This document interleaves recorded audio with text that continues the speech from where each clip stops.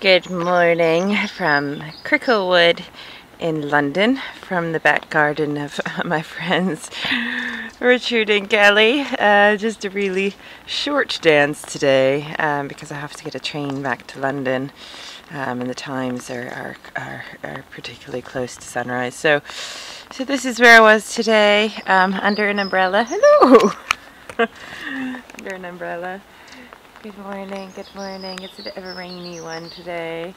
This is rain. I love how my friends are going, oh, but the weather, when it's misty out, we're pretty used to more extreme weather in Scotland, although we do get really nice weather as well. So I'm still waking up a bit. Usually my dance wakes me up a bit, but today I was dancing. A friend of mine, my friend Carly in Australia, who is from Scotland but moved with her partner to Australia back in 2010, and she had a dog she left with her family, and very sadly she got some tumors and died. So she said, could you just do a wee dance or a wee Sasha, and whatever karma exists in the animal kingdom. And I could just, that's one of these funny things, because I do get quite a few requests for animals, and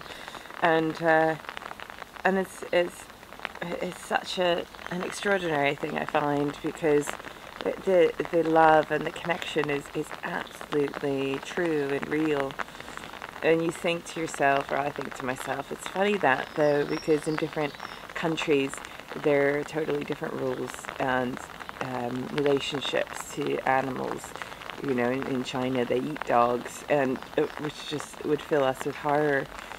And it just got me thinking about, what does that dog actually represent? And this thing about the good life, you know, is part of the good life, having a wee pet that loves you unconditionally, who you care for. And then I thought, what is the good life? What does that actually mean? Because across time and culture, it's been, you know, defined by different things, and yet we can all identify with that phrase, the good life. So then why is life good?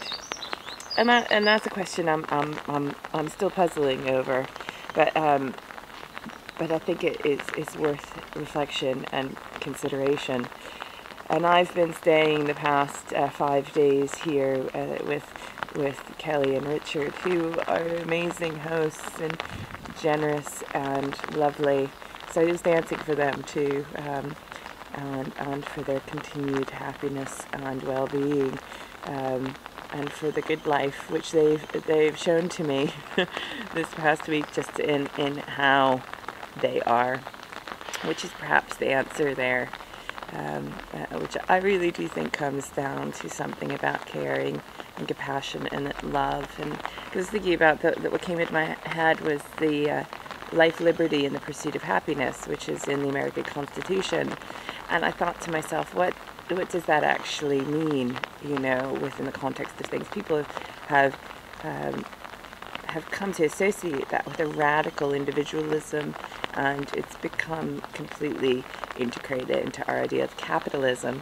And I'm like, but that's just, you know, I don't actually believe that, because I think that if one person is, even through willful ignorance, if we are oppressing another, then we are not truly free. If you think about it on a physical term, if you're physically holding on to someone, you know, or metaphorically holding on to someone, then you're similarly not free, because something you do is physically harming another, and a lot of our lifestyles are based upon that.